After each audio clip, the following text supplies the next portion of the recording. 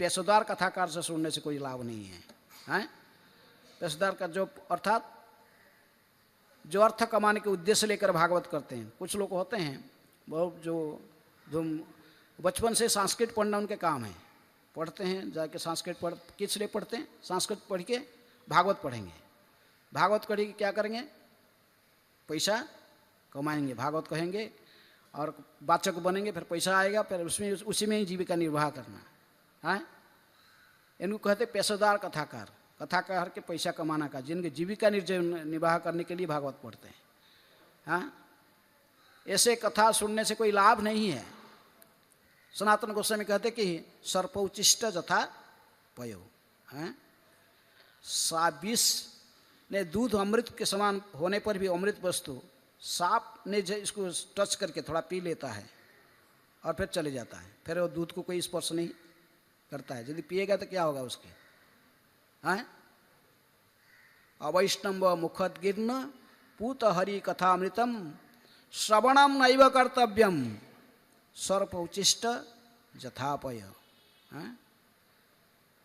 जो अवैष्णव है, जिन प्रकृति में भगवान की भक्त नहीं है, और उसकी मुख से कथा सुनने से वो चाहे कितने पांडित्यपूर्ण व्याख्या करें, संस्कृत के पूरे ग्रामर के एक एक शब्द को संधि विच्छेद करते हुए पूरे व्याख्या करके चले जाए, लेकिन यदि वो भक्त नहीं है, वो स्वयं आचरण नहीं कर रहा है, हैं?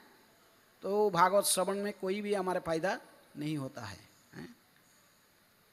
वरन व्यक्ति भागवत जो कि अपनी आचरी प्रभु जीवेरे सिखाए, आचरण करता है और प्रचार भी करता है, उसकी मुख से भागवत, जो व्यक्ति भागवत है स्वयं भागवत का रहस्य को जीवन में उतार रहा है, शिक्षा को, भागवत के शिक्षा को, ऐसा व्यक्ति से भागवत सुनना चाहिए, हैं? इसलिए इतने मुनि ऋषि सभी पहुंचने पर भी परीक्षित महाराज ने भागवत सुनने के लिए किनको चुना? सुखदेव गोस्वामी, हैं? सुखदेव गोस्वामी को चुने, क्योंकि जानते थे कि ये भागवत कहने में सारे बैठे हुए थे, लेकिन फिर भी सुखदेव गोस्वामी आए तो सभी इनको, सभी लोग बिना विवाद सभी लोग इनको ही व्यासासन में बैठा दिए, यही ये हैं बोलने की अधिकारी है। इसलिए कथा हम सुनेंगे, लेकिन व्यक्ति भागवत से ही ग्रंथ भागवत को सुनना चाहिए।